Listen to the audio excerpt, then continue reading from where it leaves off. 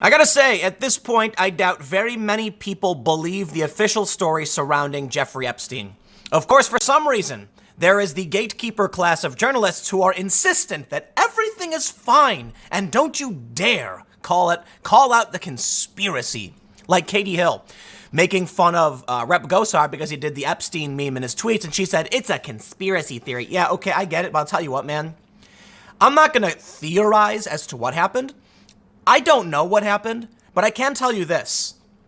We don't, the official story makes literally no sense. Like, everything around what happened with Epstein is weird. We've got contradictory autopsy, statements from even this famed pathologist saying, no way, dude, he was murdered. Check the story out. Jail guards at time of Epstein death reject deal. Apparently, the guards were offered a plea deal for falsifying records. They wanted them to publicly admit this. They refused. Cover up? Oh, I don't know. I'm not going to speculate because, as soon as you say anything like, maybe this is what happened, I'm going to get every single person in media saying, Tim Pool's a conspiracy theorist. No, I'm not going to theorize anything. I'm just going to tell you what happened and say, most people question what happened. Hence, it's become a huge meme. But let's read this news. And there's more news, actually, because it appears Prince Andrew did an interview. And my understanding is he didn't really deny going to this party and maybe he's a diddler. let's read the news and see what happened. What's going on with Epstein? AP. Federal prosecutors offered a plea deal to 2 correctional officers responsible for guarding Epstein on the night of his death, but the officers have declined the offer. People familiar with the matter told the Associated Press. The existence of the plea deal offers signals the Justice Department is considering criminal charges in connection with the wealthy financier's death at the Metropolitan Correction Center in New York in August. The city's medical examiner ruled Epstein's death a suicide. However, a private pathologist hired, I believe, by the family has said, no way. And this guy is famed, apparently, So, look, who are you supposed to believe? At this point, they want to claim it's a conspiracy, but you've got mainstream reporting. We know ABC spiked the story. You've got mainstream reporting, an expert saying no dice. So I'm not going to be surprised people doubt the official ruling around this one. The guards on Epstein's unit are suspected of failing to check on him every half hour as required and of fabricating log entries to show they had. As part of the proposed deal, prosecutors wanted the guards to admit they falsified the records, according to people familiar with the matter. They spoke on the condition of anonymity because they were not permitted to publicly discuss the investigation. Could it be the guards, in fact, did not falsify anything? Why reject a plea deal unless they were innocent? I mean, here's the thing. Federal cases have a 99% prosecution rate, or a conviction rate. Okay, when they prosecute a conviction, I'll make sure that's clear. When you get prosecuted by the feds, they almost always win. Now, some people argue it's because the courts are rigged, but the more likely answer is that they only come after you if they have an airtight case. They know for sure they're going to get the conviction they want. So what ends up happening is everybody pleads. Everybody takes the deal. There's a thing called the jury tax or the trial tax, depending on who you ask, which basically says that if you go to trial, your punishment will be much harsher. And the real idea, the idea is supposed to be you've refused to accept responsibility for your crime, therefore they must punish you more. In reality, they're punishing you for wasting the court's time. Take a plea deal, tell you what, you'll get, we'll knock it down, you falsified record, you're going to get a couple years probation or something like that. Well, they don't want to do it. And I wonder why that is. And that's pretty bold, I gotta say. I mean, look, I've seen instances where in DC, there were protesters who were, protesting at Occupy, got arrested, and they were told, you are going to be convicted. However, it is true that the DC police didn't get their convictions on the Antifa stuff. But, I don't want to speculate too much into why or how. Suffice it to say, these guards are saying no way to the deal, and they're not going to admit they falsified records. Perhaps it's because they didn't. Let's read on. The U.S. Attorney's Office in Manhattan had no comment on the plea offer. Okay, so wait. I thought this was federal prosecutors. Is that what they were saying? Let me make sure. Yeah, federal prosecutors offered a plea deal. This is federal. I guess it's happening in Manhattan, though. Both guards were working overtime because of staffing shortages. They had been placed on administrative leave while the FBI and the Justice Department's Inspector General investigate the circumstances surrounding Epstein's death. The 66-year-old had been waiting trial. Yeah, we know all that. Epstein was placed on suicide watch After he was found on his cell floor July 23 with bruises on his neck, multiple people familiar with the operations at the jail have said Epstein was then taken off suicide watch about a week before his death, meaning he was less closely monitored, but still supposed to be checked on every 30 minutes. 30 minutes! Come on, man. This is all such... Look, at the very least, we've got serious problems in our prison system. And I think that's a fair point, man. We do have serious problems in our prison system. But come on, if somebody checks on you and then leaves and you're like, well, they're not going to be back in 30 minutes. I can do whatever I want. Okay. And then they came back and they found him choked out. Epstein's death exposed mounting evidence that the chronically understaffed Metropolitan Correction Center may have bungled its responsibility to keep him alive. Oh, nice try, dude. I'm not buying it. The cameras failed. Dude, you know what, man? I'm not going to sit here and just take whatever the government says as fact. I'm not going to tell you what happened. I don't know what happened. And there's a lot of conspiracy theories. And I'm so sick and tired of like mainstream media saying literally any question ever is a conspiracy theory. No, I have no theory. Literally have none. All I know is something doesn't add up. And that's fine for me, right? A lot of people are saying Epstein didn't kill himself. That's not a conspiracy theory. It's like, listen, when he was in his cell with the other guy, and then they claimed it was an attempt, but then he said he was choked out, there's no conspiracy there. Okay? It was one guy attacking a dude he thought was a diddler. That happens in prison a lot. No conspiracy. So if at the very least you want to say he didn't kill himself in this instance, there's still, it's crazy because it could be as simple as like one of the guards knew who he was and went and choked him out and there was no conspiracy. That's it. It could be that simple. And then that one guard went and took the camera and, damaged the... It could be one person. Conspiracy implies a criminal arrangement between multiple people, but they call everything a conspiracy theory. Just because, I'm so sick of the media no longer caring about investigating. Think about all of the journalists back in the day who were digging up stories and doing investigations and what everything they've ever done is a conspiracy theory.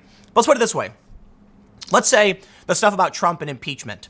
We don't know for sure. We know there's documents.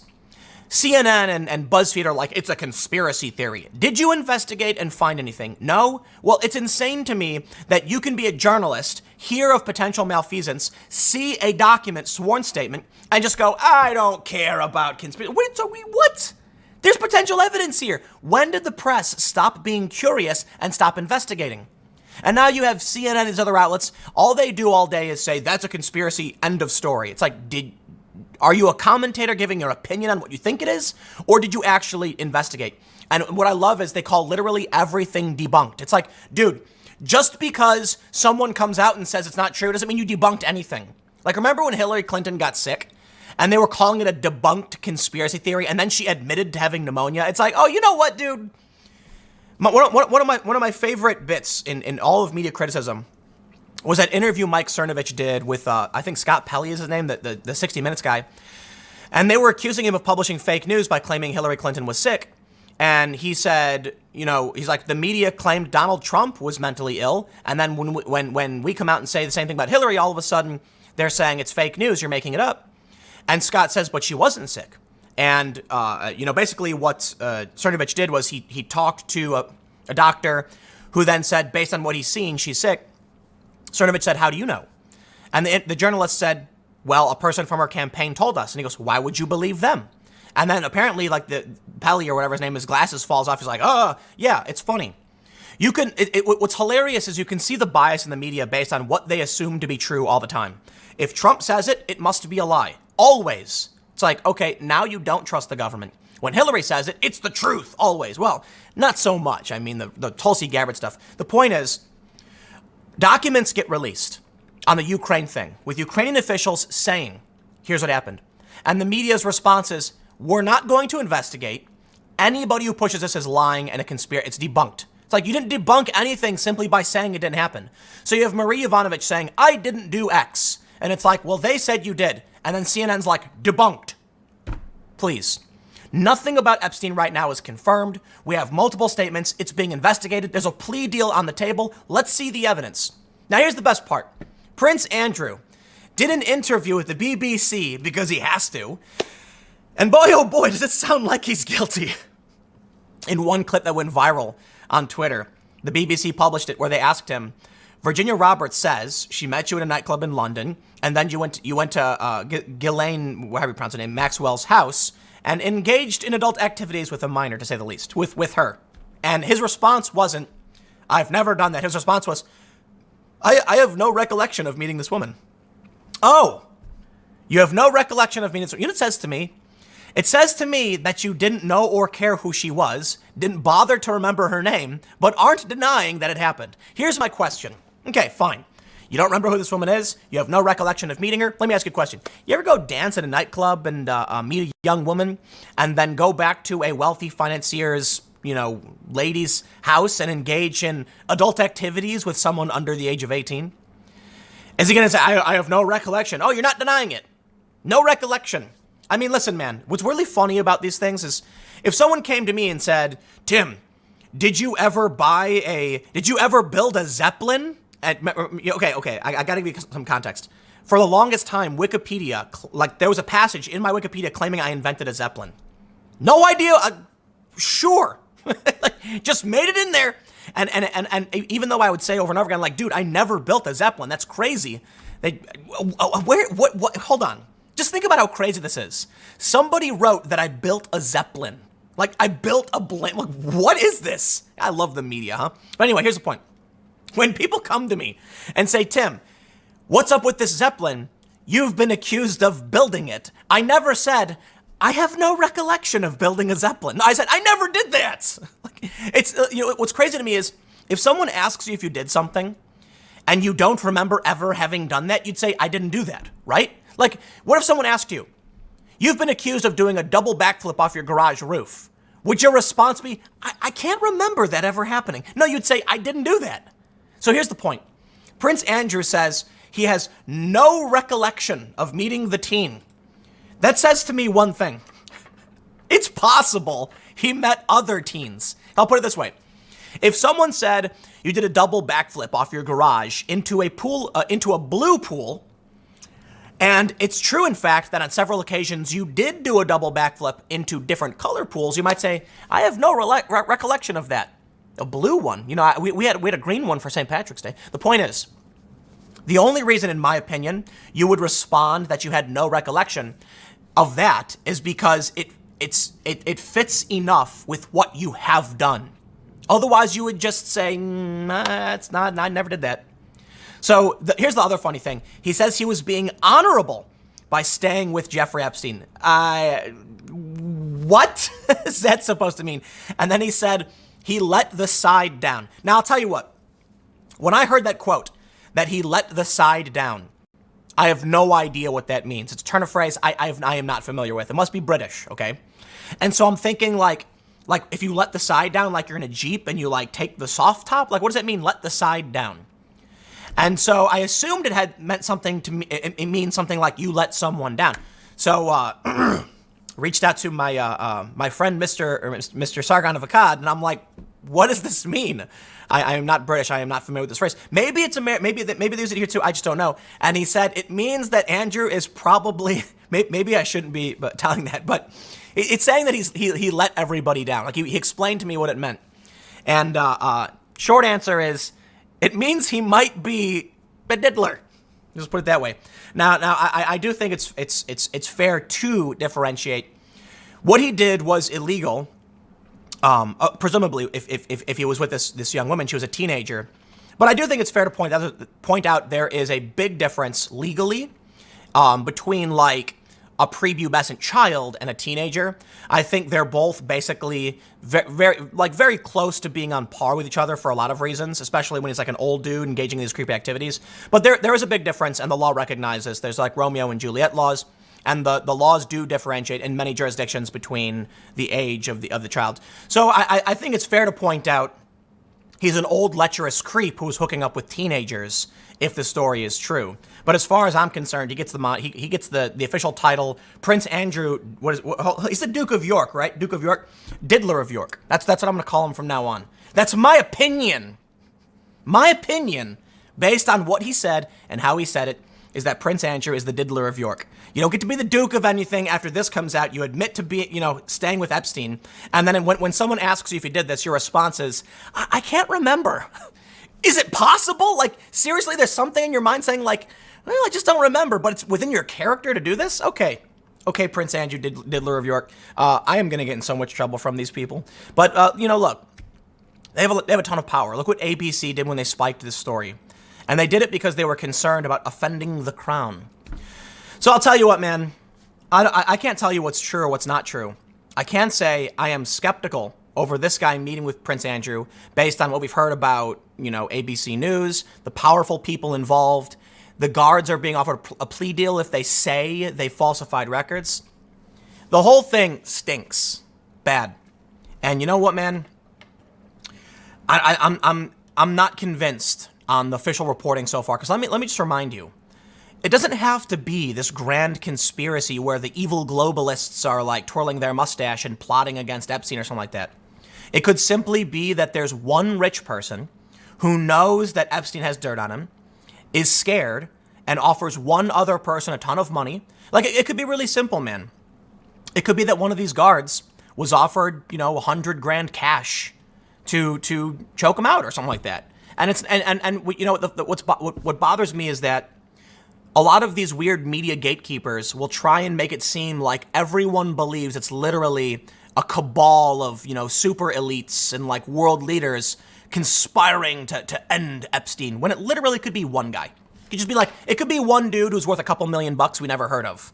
And he's not particularly important, and he's going like, I will not be stopped. And then he offers a guard. It could be literally one guy saying like, this can't happen. It doesn't have to be a big governmental plot or like, the cabal organization with its tentacles leeching through all these other, channels and government agencies. It could literally just be one dude.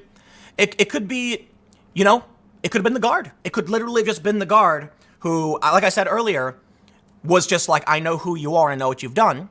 Or it could have been a guard who, you get the point, who was offered money or something like that. But let me end by saying, I think with them rejecting the plea deal, we have something really interesting here. They didn't want to admit to falsifying records, and I wonder why that is. Don't know. And I'll tell you what, I doubt we will ever find out. Yep. That's how the world works. But I will say something. Mike Cernovich tweeted this out, and, you don't got to be a fan of the guy. And I think even people on the left should recognize the point he made. He said that our government more rigorously prosecuted Roger Stone over lying to Congress than they did Epstein. I'm not a fan of Roger Stone, and I know a lot of people who are. I see all these people calling for, oh, Trump should pardon him. I'm like, you know what, man, I'm not going to get involved in that. I don't know enough about the guy. I think he's kind of a boisterous figure, and he lied and whatever, and I'm not going to get involved in it.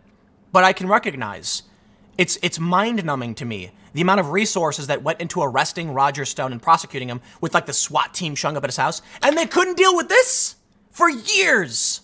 You know what, man? Let me just tell you, Roger Stone is not, a peasant. He's got power. He's not the most powerful person in the world, by no means. Epstein's powerful. And look at how he gets treated. He gets special deals. He gets ignored. Story 3 years ago. ABC News knew about this. And what? Nothing. Roger Stone, though, man, they sent a SWAT team to his house. So I'll tell you what. Even if you're someone who's on the left, who hates Stone, who hates Trump, I think we can recognize you might be celebrating the conviction of Roger Stone. Hey, more power to you. It's your opinion. But I think we can agree their priorities are mixed up. They arrested the blackguard who lied to Congress and sent a SWAT team to his house. Okay, man, I get it if you don't like the guy. But can we all agree? Can left and right unite under the fact that couldn't we have gotten that same level of action on Epstein? Apparently not. And then here's the best part. Even after they do arrest him, the whole system falls apart. The guards are sleeping, falsifying. You know what, man? It's just, I think confidence in the system is shaking. Like, who trusts that this stuff is going to work properly right now? Because they're going to send I'll tell you what happens. It doesn't have to be a grand conspiracy. In my opinion, they go after Roger Stone because it's low-hanging fruit. The prosecutors want their record to look really, really great and say, look what we did. The political activists hate Trump and hate Stone, so they're like, this is going to be a high-profile get for us. Epstein? Oh, it's so hard. Do I have to? You know what, man? I've seen it. In law enforcement, we have this problem where the prosecutors want to get a record. You know, they want to make sure their record looks great.